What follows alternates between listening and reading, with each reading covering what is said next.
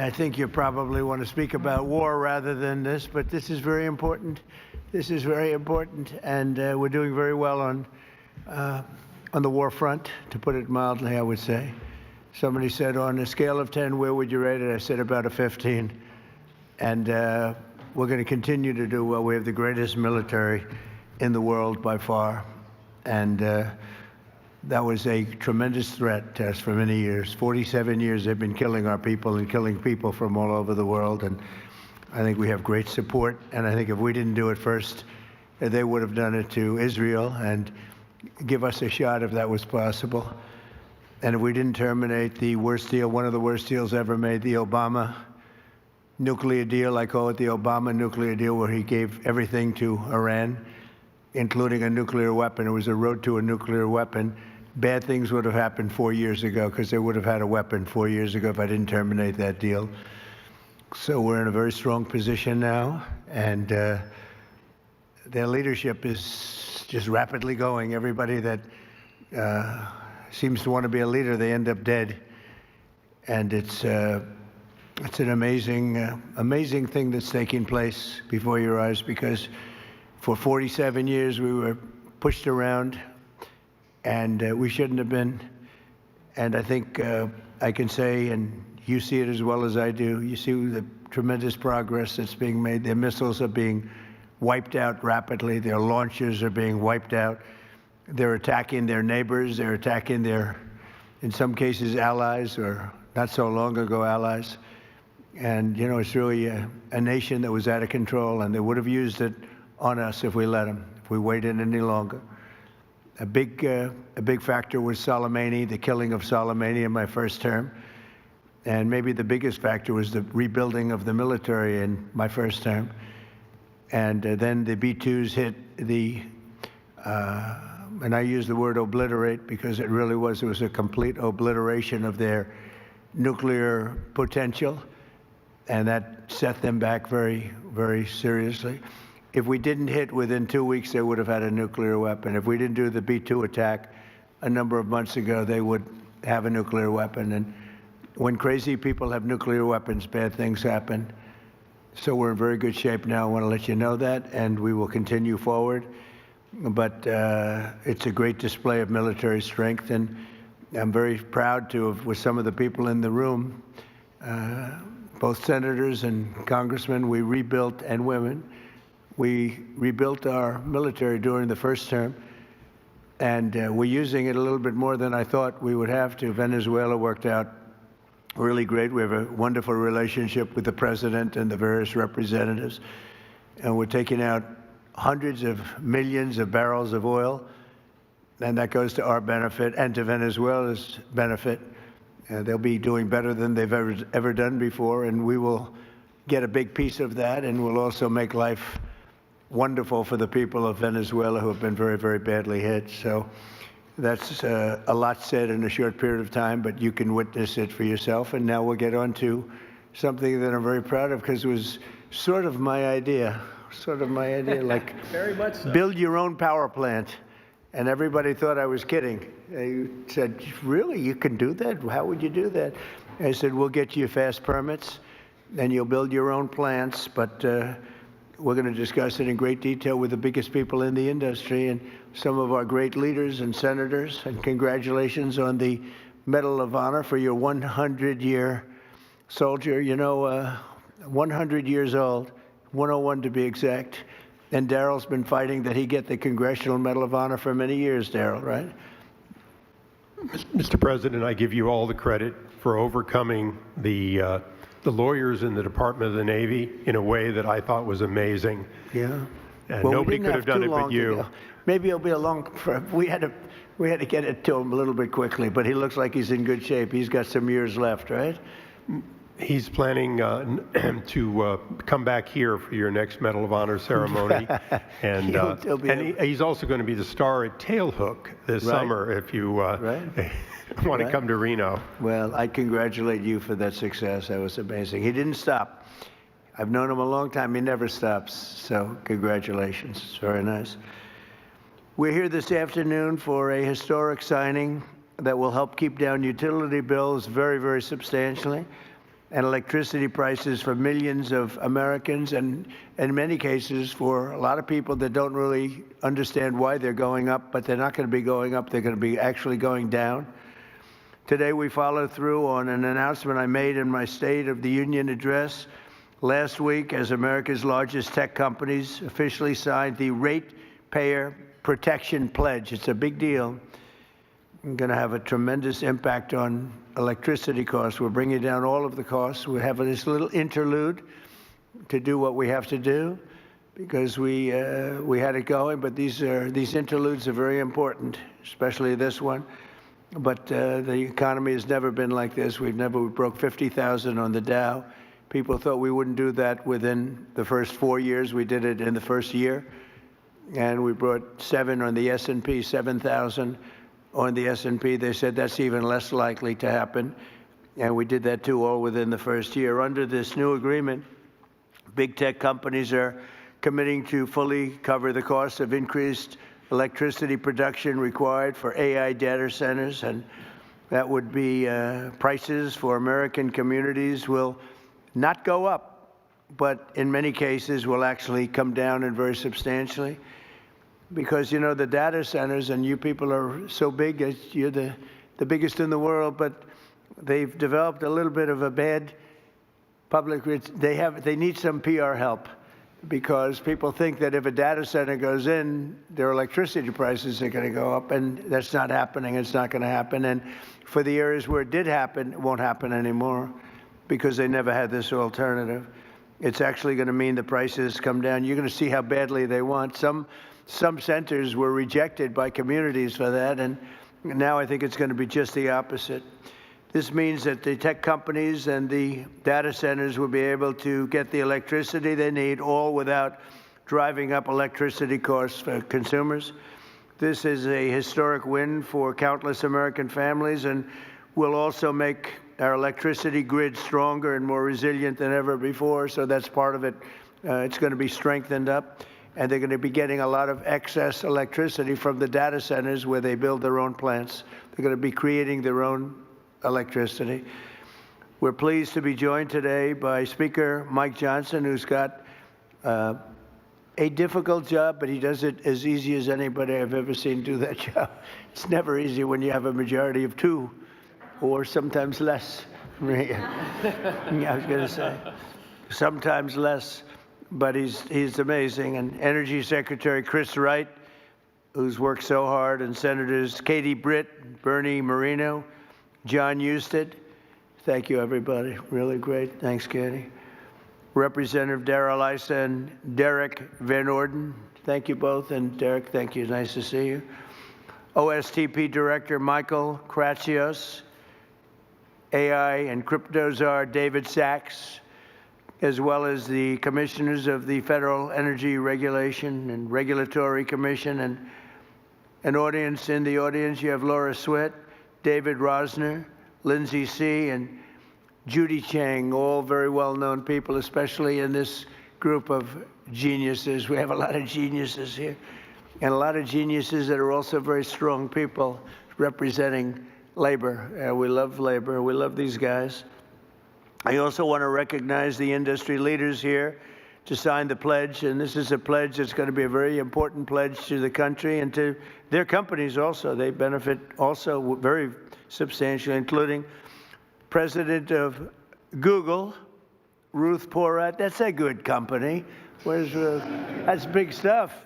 Google, that's, you know, it used to be U.S. Steel and things like that. Now it's Google and other places. President of Meta, Dina Powell, who was with me. Dina Powell was with me for a long time, and I called up Mark and I said, congratulations, that was a good hire, right? That was a good hire. She's fantastic, and her husband is fantastic. He's a great senator, and he ran in a place called Pennsylvania, and he ran against somebody that was very tough to win. It was very, very tough to win, and he won pretty easily, actually. People were shocked. I wasn't, you and I weren't surprised, were we? But he's a spectacular man. President of Microsoft, Brad Smith. Thank you, Brad. It's good to see you. Microsoft is unbelievable. COO of OpenAI, Brad Lightcap. Brad, where are you, Brad? Brad, you're so young. Look at how young. I think you have to be young in that world, perhaps. Thank you, Brad. CEO of Amazon Web Services, Matt Garman. Matt, thank you, Matt. Very well. Say hello to my friend, right? Doing a good job. CEO of Oracle, Clay Moosquark. Moosquark. Is that fairly good? I don't know. I'm not sure. I usually don't, I just go right over it and I say, Moosquark. But how are you? Thank you very much. Appreciate it. I give you a hard job. It's a hard name. You did good. You did well for the difficulty of that name. That's right. I think so. Thank you very much. And Gwen Shortwell, of XAI, another real leader. Thank you very much. Thank you. Thank you very much. Appreciate it. And say hello, right, to a special person. The last administration, their allies in Congress gave us the worst inflation in, I say, the history of our country, but they say 48 years. So I'll take either one. It doesn't matter. The press gets very upset when I say in the history of our country. They get very angry about it, actually. They say it was only 48 years. I say, you know, in some ways 48 years sounds worse because it's very specific. But it sounds a little worse. But either way, take either one. And the ruinous energy policies were a big reason why many working families' utility bills increased more than 30% during the Biden administration, the worst administration in the history of our country. That's why on day one I declared a national energy emergency. We had no choice but to do that, and signed an executive order to dramatically accelerate construction of new energy infrastructure, which we are doing at record numbers. And we're rapidly bringing down those costs, very rapidly. We inherited a mess. I say it all the time. We inherited a total mess. And in many cases, we've fixed it, but we're fixing it. And we'll always be fixing it. We're going to make it better and better and better. Many Americans are still concerned that the massive energy demand from AI data centers could drive up their electricity bills in the future, and we understand that. By 2035, energy demand is expected to more than triple. Can you believe it? A lot of it is AI, and it's also all these big plants that are being built all over the country. They're coming in from Canada and Mexico, from Germany, from Japan, from South Korea. They're all coming here to build cars again. You know, we lost 54% of our car industry because we had presidents that, honestly, on trade and business, they didn't know what the hell they were doing. I could say the same thing for the chip industry. We lost the chip industry, but it's all coming back. You could have stopped it so easy.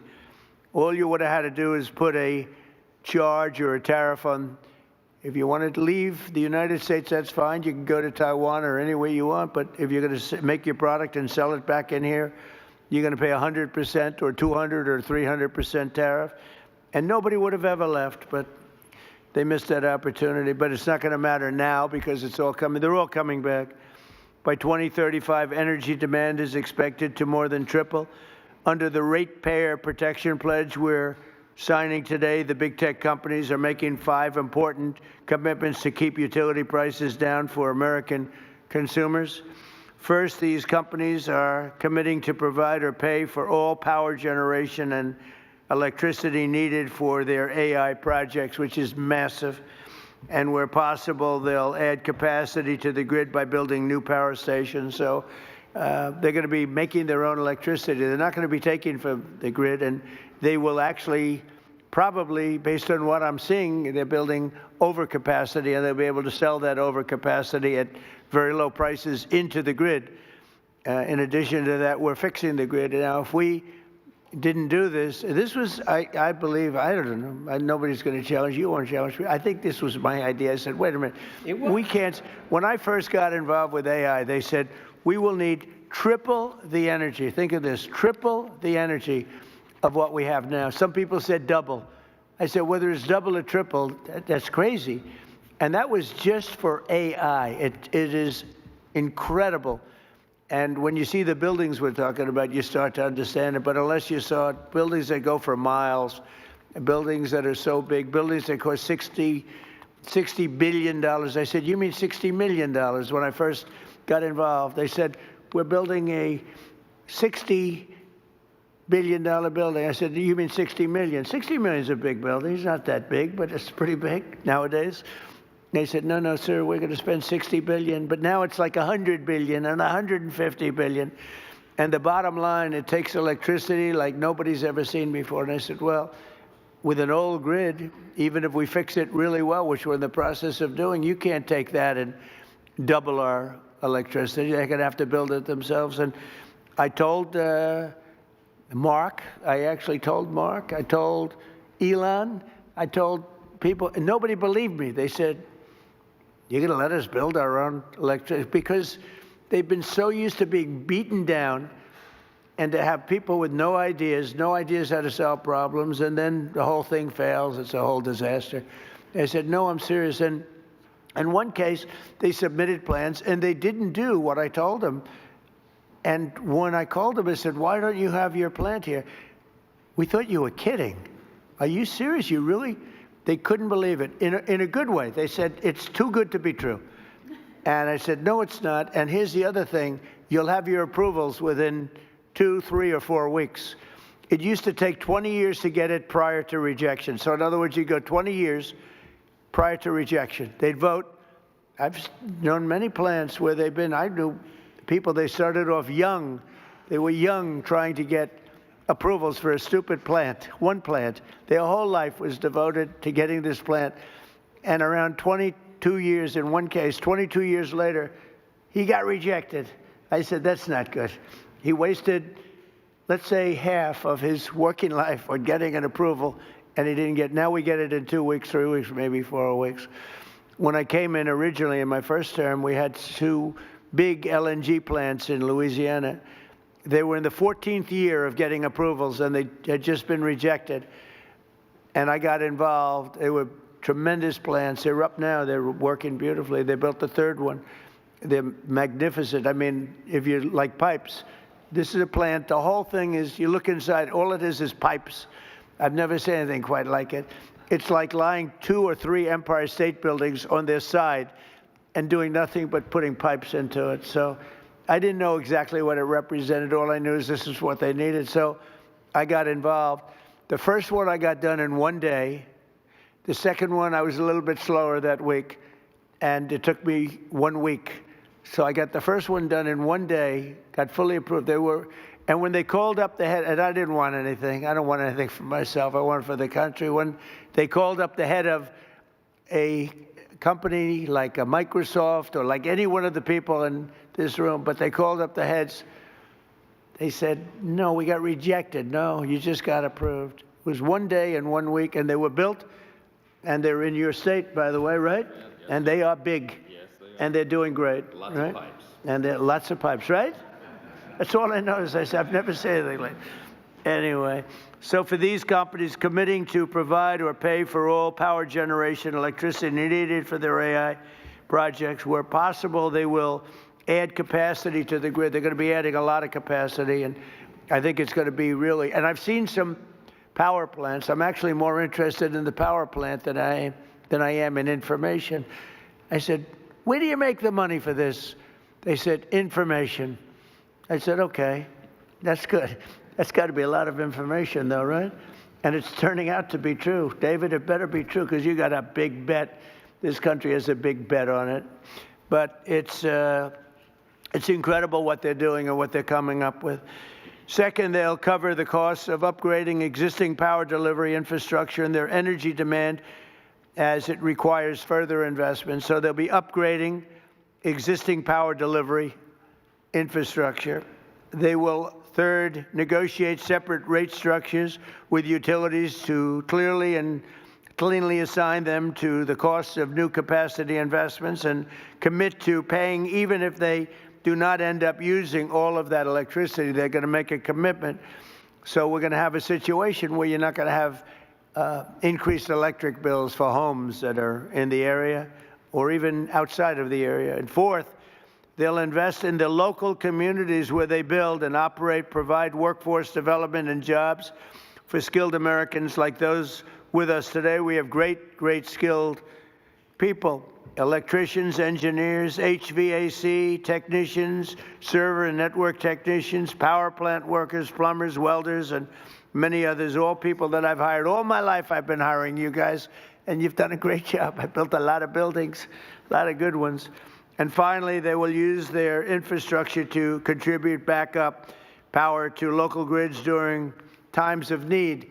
So they're going to have a lot of backup power. We're going to have a lot of excess. Basically, we're building massive amounts of electricity, and you're not paying for it at all.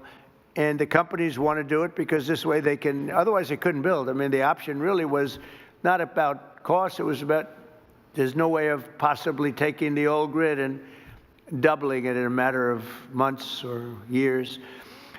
So in short, America's largest and richest tech companies will be funding a colossal expansion of U.S. energy. We'll have, I read where China is building tremendous energy. I know, you got to respect it. But we're building similar amounts. We're building what we need, and we're building it through the private sector. We're building it through great companies. And I've seen some of the plants that these geniuses, they are real geniuses, are showing. And I say, wow, that's really great. You're really doing things in terms of technology with electricity that, frankly, the standard, wonderful power companies probably aren't going to be getting there. Maybe as you build them, they'll be start. But some of the plants that I've seen, Dina, are absolutely unbelievable. So they're going to be producing massive amounts of electricity and energy. The grid, so the American consumers aren't going to have to even think about it. And your electric costs are going to be going down. Now, unfortunately, it'll take a little time to get there. So they'll say, well, you know, I don't know who's going to follow me, but whoever is going to follow me is going to have some big advantage. You know, it happened with Biden where we got a lot of approvals for things, but they take statutorily a year or 2 years. And I got one on medicine that was good, not as good as favored nations, which we just got. That's 80 and 90% drops, okay? Nobody's going to believe it. But I got one on various medicines, and it was good, but it doesn't kick in for 2 years. I said, I hope I win this election because I'm going to get so much credit. And the election was rigged and stolen. And he stood up there one day getting credit. He didn't even know what the hell he was talking about. He got the credit. He was talking about how he did this, and he had no idea what he was talking about, but we were the ones that got it. And I hate that. So this is going to happen again because somebody's going to be getting a lot of credit into the future. But this is really the pretty current future. This is going to go very quickly. This is going to happen almost immediately. The United States is leading the world in AI by a lot. We're leading China. We're leading everybody by a lot. Without this, you wouldn't even, I don't think you could build, Brad, you couldn't build a plant. Right? Without this, I don't think you could, you'd have to rely on the grid, and you wouldn't be able to do that. So the United States is leading by a lot. We're leading everybody. And it's not only, other countries are very much into it. They all want it. But we're going to be dominant in this field, which is very important. In crypto, we want to be dominant. We want to be dominant in everything we do. And this agreement will ensure that America can maintain the most advanced AI infrastructure on the planet without American families being forced to pick up the tab. And that's why the early ones, they hook up to the electric utilities and they can't produce the kind of numbers electric-wise that they want, and they end up raising the rates. It's not going to happen anymore, and now it's going to go the opposite way. They'll make a lot of money, and electric rates, we actually think they're not going to stay. I think they're going to actually, Chris, they're going to actually come down. So your electric bills will actually come down. It'll take a little while, but not long. So this new strategy, never tried before in any country, will pave the way for continued American dominance in energy and technology working together. So you're going to have great energy sources because you're going to build them yourself, and if they're not good, you'll make them a little bit bigger and better, right? But again, a lot of people, it took me 6 months to convince people that I was serious about this. And we have a very big key to what we're doing is Lee Zeldin. He's in charge of the environmental department and energy. And the job he's done is incredible, getting you fast approvals. So some of the plants are starting and they're coming in. I say, Lee, 2 weeks for natural gas. Don't worry about wind. Forget it. It's worthless. You don't get approvals for wind. We don't do wind in this because it's a loser. Except for China, they make all the windmills. You know, China makes all the windmills. The only problem is they don't have wind farms. You ever think somebody's going to have to look at that? How many wind farms have you seen lately in China? They make the windmills. They sell them to the suckers over in Europe. Europe is buying them by the thousands. And I told them for 3 years, this is not going to work out well. And now they're saying I was right. But I say, natural gas, clean, beautiful coal. You know, we don't ever say in the Trump administration you're not allowed to use the word coal unless you precede it by saying clean, beautiful. And Chris made a beautiful speech about 3 weeks ago, and he took me very, very seriously. And every time it was about coal, and every time he mentioned coal, it'd say, clean, beautiful coal, clean, beautiful coal, clean, beautiful. I said, Chris, easy. It sort of stepped in the speech a little bit. It was a little much, but we got the point across. That coal is clean and beautiful. Well, look, it's so many of the nations that are working are using coal, and you can do things with coal today that are incredible in terms of the environment and in terms of cleanliness. But I said 2 weeks for oil and gas, coal, and for nuclear power plant, maybe take 2 or 3 weeks. You can add on an extra week. But Lee Zeldin has done an amazing job in getting you all of the permits that you need, because normally that would take many, many years, and they're already building the plants. They're being built all over the country, and they are incredible. So with that, I'll introduce Chris Wright, we were lucky to get him. Doug Burgum convinced me he was the best guy. I wanted Doug Burgum for his position. And because I'm very impressed with Doug, he's doing a fantastic job. He said, there's somebody that's better than me on energy. I said, a guy named Chris Wright. He's the biggest in the industry. He's the smartest. He's the best. I say, really? He's better than you? And Doug has a very big ego. So for him to say that was not easy. But I met Chris, and it was sort of love at first sight. He has done some job, and so has Doug. We gave him interior where they have all the oil, and we gave him energy where they take it, right? So we sort of did a friendly merger without going through Congress, because if we went through Congress, it would never get done unless the Speaker wanted to get it done, in which case it would be all right. So, Chris, you could say a few words first. You bet. First of all, thank you all for being here today. The reason we're here and the things that are going to happen are because of the people in this room. I want to thank you, Mr. President, for your leadership. Very early on, I mean, first week, I'm in my new job. I haven't had a boss in 40 years, and I'm in the Oval Office adjusting to this, and the President says to me 2 things very clearly. He says, number one, we have to lead in AI. We have to lead. This is a transformative technology. America must lead in AI, and the old energy policies that were going on would not lead in AI. We need to lead in AI. Number two, the government's a bureaucracy. It's always in the way of things. It's been in the way of AI. We've got to run the government like a business. The businesses who want to invest are our partners, and get them here right away, and we've got to work with those partners. And boy, we have 7 incredible leaders in the room today. We're going to win in AI, and we're going to stop the rise in electricity prices because of the 7 leaders that are sitting around this table. The President said you're going to work with them like business leaders. Ultimately, this is not a negotiation where one side wins and one side loses. We have the same interests. The interest of the businesses is to be embraced by the communities so they can build and develop data centers in their communities. Those data centers that are developed there are going to bring jobs and opportunities for people. They're going to have us lead in artificial intelligence, critical for our economy, critical for our national defense, and critical for our security. The nation that leads in AI will be the military superpower. That has been and must remain the United States of America.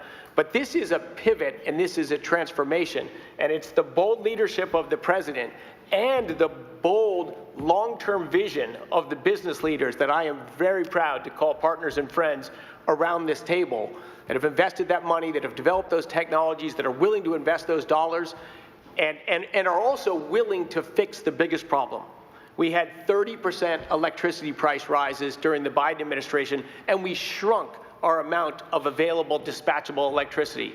That is a train wreck waiting to happen, And the president recognized from the start, we have to lead in AI and we have to stop electricity price rise. And those are not in contradiction. These companies are smart, they're powerful, they're strong, they can build power, partner with them. And that's exactly, all of them embraced it, all of them have spent money to these noble causes. And as we heard, a number of states that have partnered with the people on this table have announced multi-year rate freezes. Indiana's the leader now and the first one filing for a rate reduction. But it is the partnership of these companies and a business focused on government, focused on the American people, that is the transformation. But I could not be more proud to be here. I've got to thank also our FERC commissioners that are here. FERC is a noble regulatory agency that just got bureaucratic and lived in a different time and a different age. We need to make things happen fast. Could they stand up? Yes, can all the FERC commissioners stand up? Because, you know, they're the most powerful people in the country. And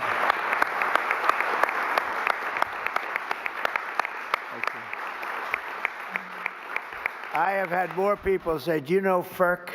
I said, do I know FERC? What about FERC? And I learned so much about you, and you are the most powerful people in the country. So we want to be very nice to you. Please get us approvals. Please get us those approvals, okay? Thank you all very much. Thank you. The FERC team has worked hard, smartly, and practically to enable the revolution that's going to happen. America leading in AI and stopping the price rises. Thank you all so much. And boy, one of the other things I'm crazy lucky about is to work as a partner with a guy who has the hardest job in the world and does it with a smile, does it with charm, and does it with grace. Speaker Mike Johnson. Well, thanks so much, Mr. Secretary. Thanks to you all. It's a great honor to be here with the leaders of tech and industry, the FERC commissioners. They are so very important, and all these folks who help all this happen.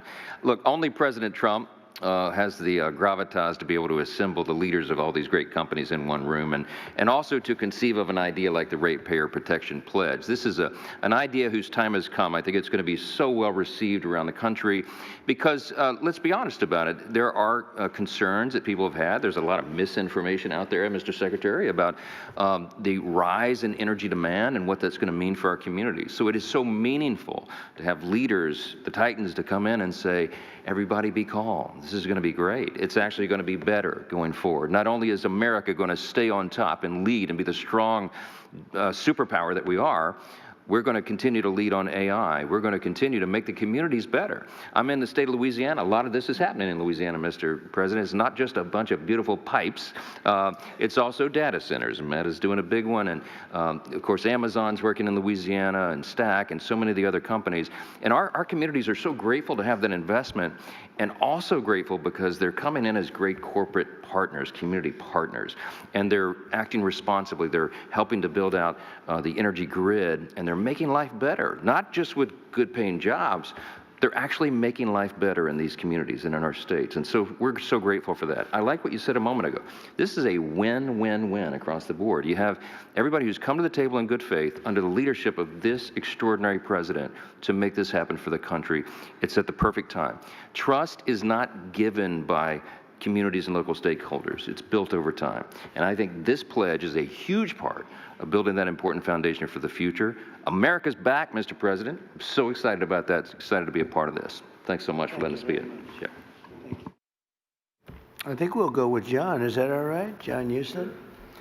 Thank you, Mr. President. In places like Ohio, this is a very, very big deal.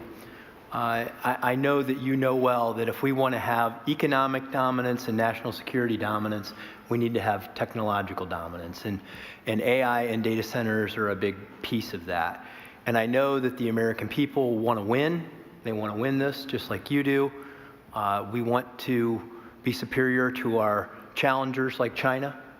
We want to have AI dominance because that helps give our military, our manufacturing, everybody across the country needs AI dominance if America wants to win. And I know you're the leader of the America First agenda.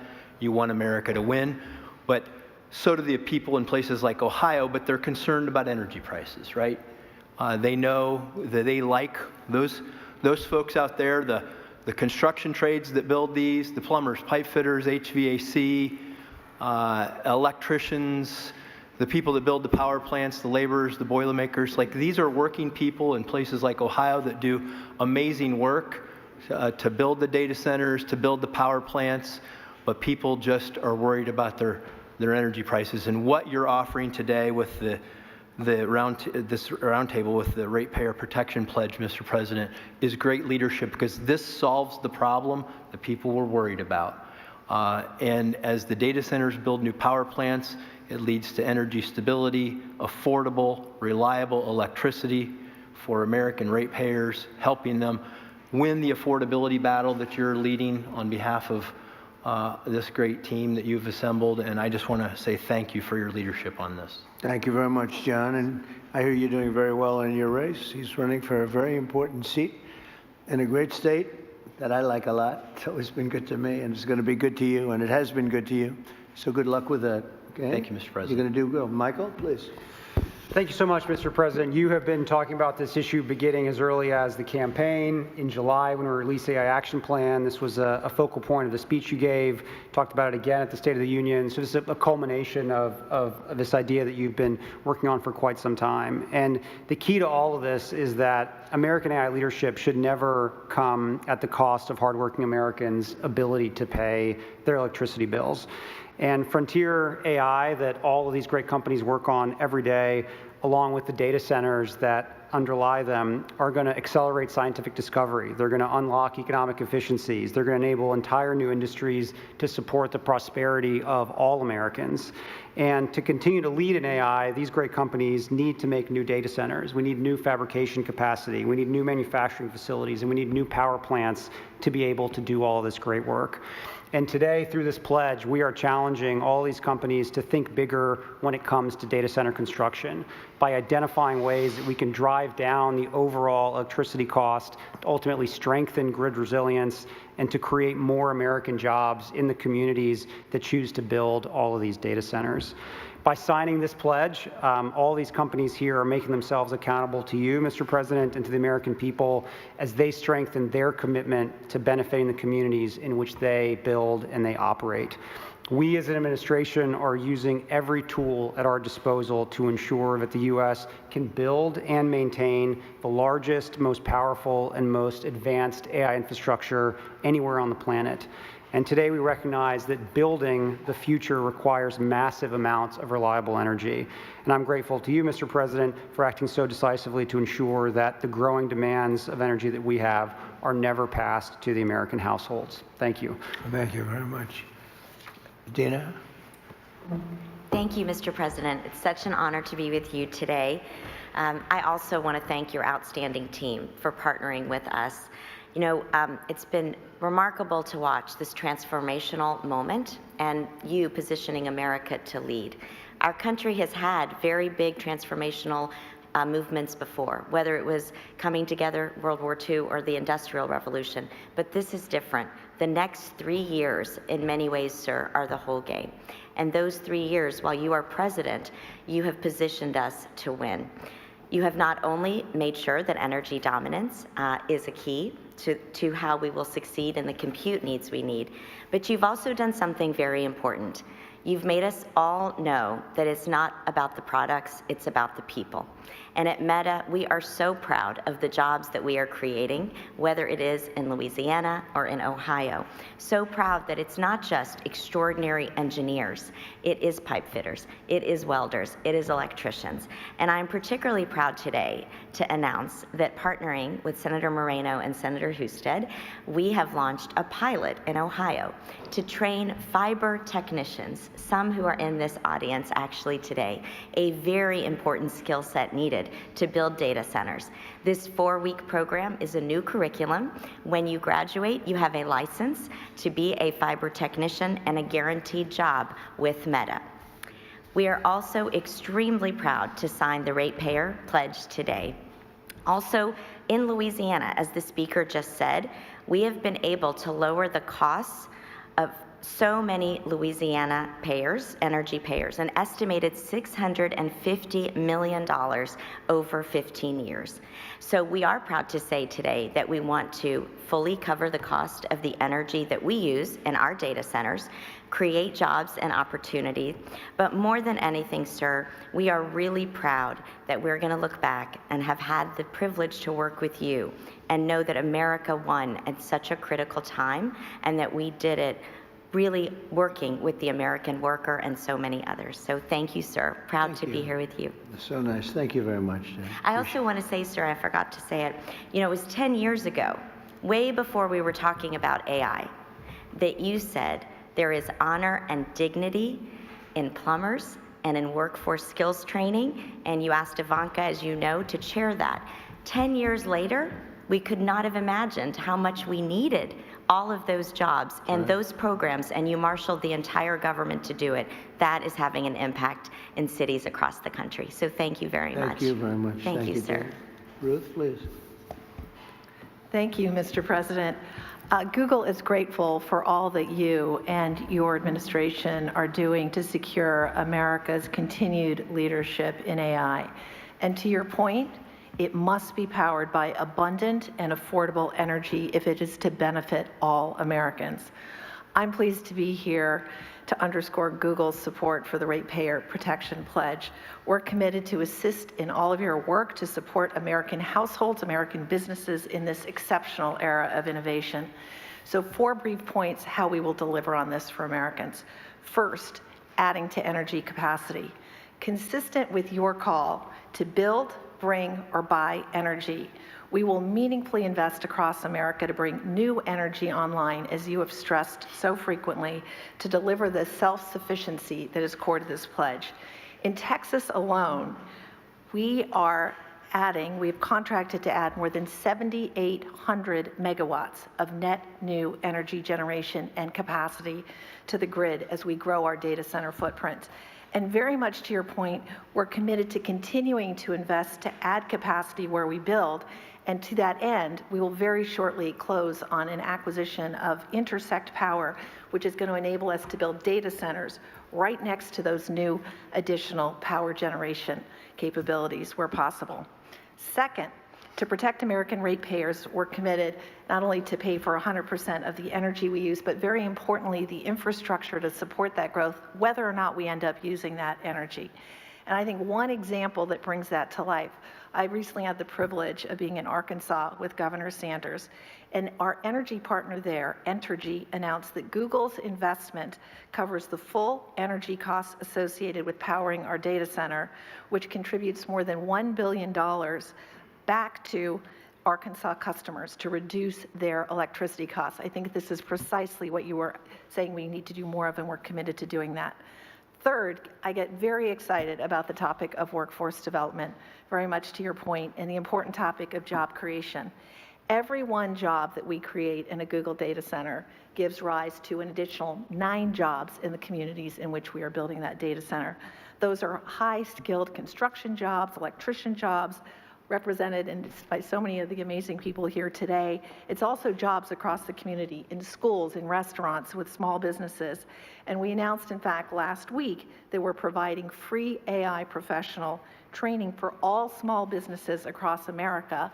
And given the clear need for electrical workers in America, we're particularly proud of the work we've led to create an electrician training program. And we're committed to train 100,000 electrical workers and 30,000 new apprentices across the country. On top of that, we're excited about significantly growing these programs. We've heard the pledge. Finally, Mr. President, as you said, the American grid needs to be more resilient, and so we're investing here as well. 2 quick things. We pioneered demand response with data centers, so we, with technology, will move workloads out of the way during extreme weather events to make room for the community. And second, we're applying AI itself to the grid to increase capacity in the grid. So again, I want to thank you. I want to thank you all for convening us. The benefits from AI, responsibly delivered, are immense for America's businesses, for America's communities, and for its citizens. Thank you again for your leadership on this very important point. Thank you very much. Doing a great job. Thank you, sir. Gwen? Mr. President, I want to thank you for your Thank you. I want to thank you for your leadership. Because of your work on this issue, I'm confident that we will win the race with in AI with China and succeed in delivering inexpensive, abundant electricity for the American people. As you know, XAI builds huge supercomputers and data centers, and we build them fast. Currently, we're building one on the Tennessee-Mississippi state line. As part of today's commitment, we will take extensive additional steps to continue to reduce costs of electricity for our neighbors. Mr. President, we want to be on your team to deliver a big win for the American people. XAI will therefore commit to develop 1.2 gigawatts of power as our supercomputer's primary power source, and that will be for every additional data center as well. We'll expand what is already the largest global megapack power installation in the world. The installation will provide enough backup power to power the city of Memphis, and more than sufficient energy to power the town of South Haven, Mississippi, where the data center resides. We will build new substations and invest in electrical infrastructure to provide stability to the area's grid.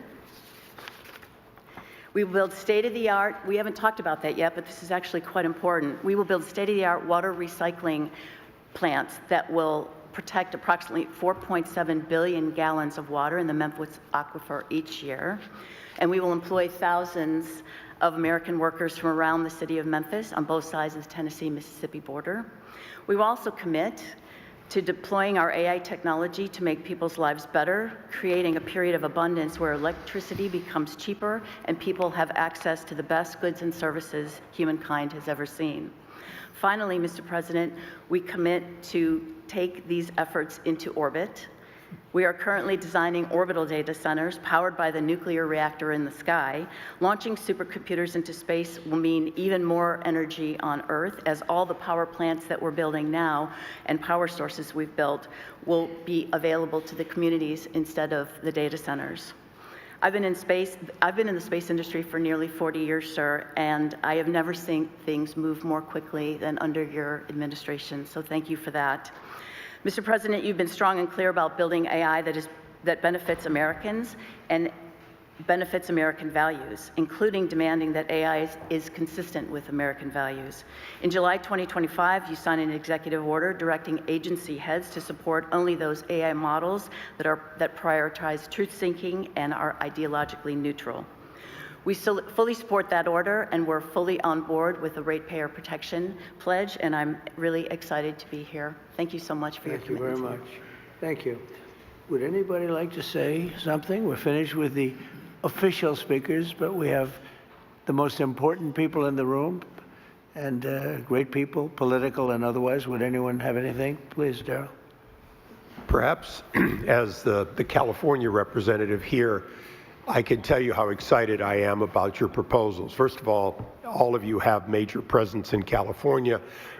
And not long ago, I visited the largest site of one that's not here today, Apple. It's in Reno, Nevada, Mr. President. It is 1,700 acres. It goes on, as you said, forever with buildings. It is doing a great job. It is one of dozens. Most of you also have centers being put up in that same neighborhood just outside my state of California. The reason they're there is the availability of power. And the story I just wanted to briefly say that says a lot about the current state versus where you're putting it with the help of industry. They have what you would call huge, beautiful power plants, one after another that they have. They built them for backup because in Nevada they were able to get all the power they wanted, but they built in resilience there. They've only had to run them extensively when California calls and says we're having a blackout. Would you please turn on your power generators so we don't go dark in San Jose, miles away? That said so much to me about the responsibility of these companies already in the past building backup power, but also the need to have the resilience that these plants will create as a result of your work. And they won't be diesel plants, they'll be clean burning plants, they won't be temporary or backup, they'll be positive. Lastly, my state has invested in solar, so much so that we have it to burn during the day. Literally, we burn it. We don't know what to do with it.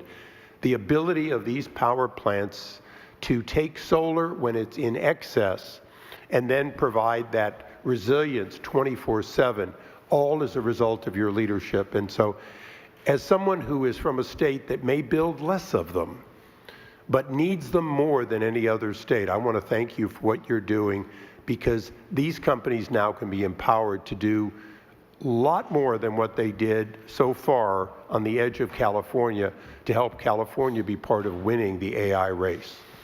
Thank you very much. We'll go very quickly. David, please. Thank you, sir. As I think all of you know here, we have an AI boom going on. We also have a construction boom going on. Just the leading companies in the U.S. are investing $650 billion this year building out this infrastructure. That's a 2% tailwind to GDP, and that is leading to job increases for construction workers and huge wage increases for construction workers like the fellows we got right up here. So this is a very important boom to sustain, and thanks to your leadership, Mr. President, we're doing that, and we're protecting residential ratepayers, making sure that their electricity prices will not go up. That's the combination we need. And I just want to contrast it, if I may, with the approach of Democrats like Bernie Sanders. Their approach is just to ban. They just want to ban the data centers. So they want to stop the economic growth. They want to stop the wage increases for blue collars. They want to stop the construction. They want to just stop progress. That's not the answer. There's a much better answer. You have found it, sir. And I just want to vouch for the fact that in one of our very first meetings, you did say that you wanted to make our AI companies into energy companies. So that was true. And I remember thinking, that's a really good idea. The president knows more about AI than I do. So this is thanks to your leadership, we're here today. And I know this is something that you've been championing for a very long time. Thank you. Thank you very much. And Katie, thank you. Yes, Mr. President, so this is something that we've not only just talked about, obviously, on the national stage, but we've been talking about and wrestling with in Alabama as well. Look, we understand the need to win the AI race, and you have made sure that America is put first in every category. And that means that we dominate there, and we do it in a way, though, that helps everyday Americans. So when we're looking at their safety and security and what that will ultimately prevail there, we don't want to do it at the expense of ratepayers. And you, once again, have taken an incredibly complex problem that everybody wants to talk about, and you actually found a solution. You found a win-win. We're not only going to win the AI race as a result of what you're doing today, but you have said to every American, to every Alabamian, I see you. And we're going to make sure that your energy cost not only does not go up as a result, but you even said today, with the added capacity, that it's actually going to go down. In addition to all of that, just want to say thank you to you for being willing to be good community partners. That's what makes all of this work. So the communities that you will ultimately reside in, you are saying we want to build you up in every sense of the word, giving you greater opportunity as a result of this pledge today. So, Mr. President, thank you for making sure that Americans were put first, and that this progress is not at their expense, but is rather at to their benefit. Yep, that's right. Very quickly, Derek. Mr. President, I have to tell you something. You're the only person in the world that could put together this coalition. You are the only person in the world. I hope the American people understand what we're talking about here today. You're meshing high tech with the hammer. You're putting these guys with the hard hats with the 100-pound brain nerds, and that's gonna be the future. Sorry, I love you guys. And so, Mr. President, the thing that the American people need to understand is that you're not thinking about an election cycle. You're thinking about the next generation. And what you're doing today by having this coalition of people is making sure that the future generations, our children, are not going to have to be concerned about losing a war. And that means so much, especially in this time now. If people really take a step back and appreciate this is actual visionary leadership, and it's going to take care long before or long after we're all gone, sir. Your efforts today are going to make America great into the foreseeable future. So thank you so much. Thank you, Derek. You're doing a great job. Bernie, I think you're okay. You want to say something really fast, Bernie? Thank you. He gets my vote. He gets my vote. I have to go back and look at the war. You know, we have a lot of things happening. Thank you, Bernie. You're doing a great job. Please. This is Will Shoroff.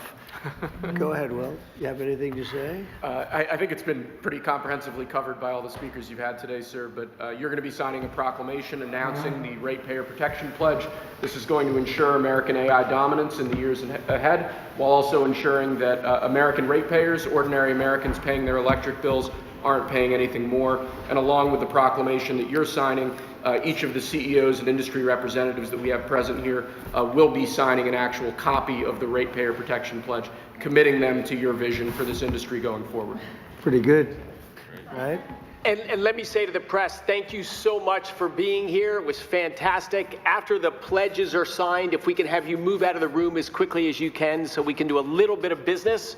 But thank you for being here at this thing. And as you heard, the summary of the Trump agenda is lower prices, higher wages. Okay, you got it done.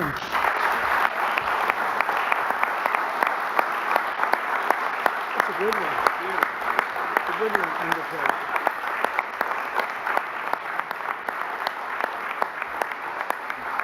Thank you very much. Thank you. Thank you, press.